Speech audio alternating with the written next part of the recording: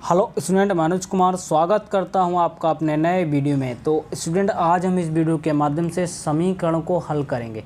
समीकरण हमारा 1 2 3 समीकरण हैं, जिनमें से आपको हम 2 समीकरण बताएंगे और लास्ट समीकरण आपको खुद सॉल्व करना है दोस्तों। तो चलिए बिना देरी के क्वेश्चन को शुरू करते हैं दोस्तों।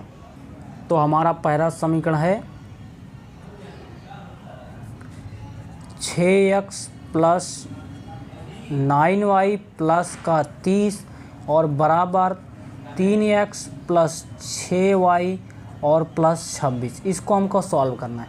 तो दोस्तों, पहले इसको सॉल्व करने से पहले एक बात आपको ध्यान देना पड़ेगी यहाँ पे, कि यहाँ पे दोस्तों आपको यहाँ पे जो पहले x के बराबर के इधर जो संख्या है और बराबर के इधर है जो सेम है, जैसे x वाली हैं y की हैं या अचर पद हैं, उनको आपको एक तरफ कर लेना है, यानी कि बराबर के उधर आपको जीरो करना दोस्तों। ठीक है, बराबर के उधर आप जीरो कर दें, आपका समीकरण सॉल्व हो जाएगा। जैसे यहाँ पे देखिए आपका 6x है तो बराबर के इधर 3x है, तो आप इसको इधर ले आइए।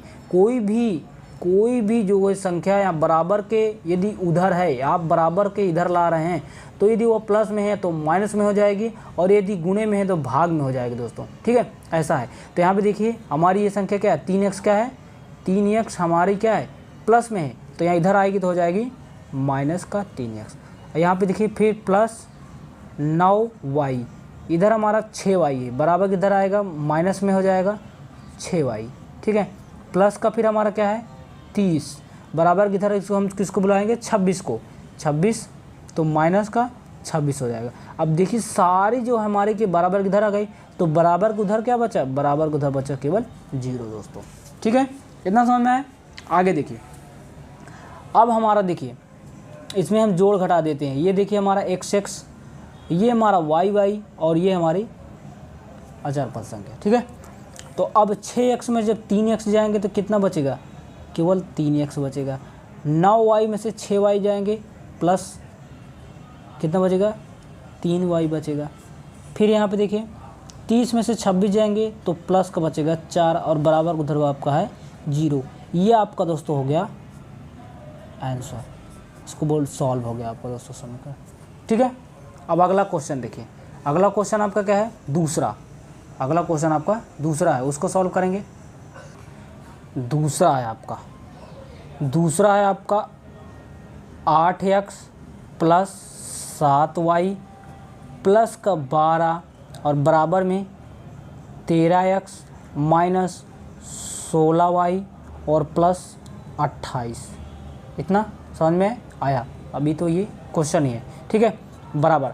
अब यहाँ पे 8x है, बराबर के इधर 13x है, तो 8x हम लिखेंगे और बराबर के उधर जो हमारी इसके मिलती जुलती संख्या है उसको उतार लेंगे, तो वही हो जाएगी माइनस का 13x प्लस का 7y, बराबर की इधर है माइनस 16y, तो हो जाएगा प्लस 16y। भाई इधर माइनस में है तो इधर आएगा प्लस में, और इधर प्लस में है तो इधर आएगा तो माइनस में हो जाएगा।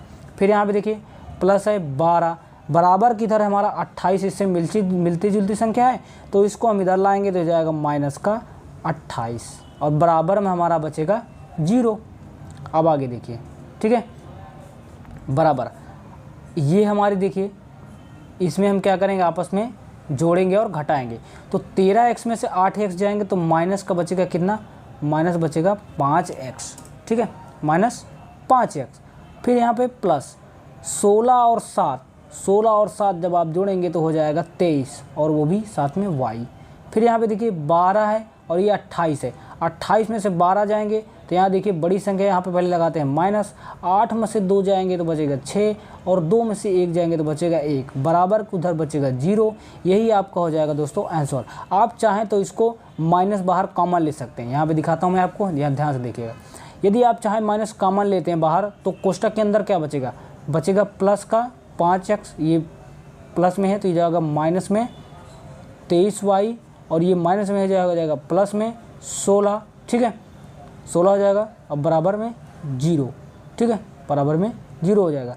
अब आप क्यों इसको क्या करें, इस माइनस को आप बराबर के उधर भेज दीजिए। भाई इधर मान लीजिए इधर भेज दीजिए, ये हो जाएगा 0, तो आपको बचेगा 5x माइनस का 23y और प्लस का 16 बराबर का 0।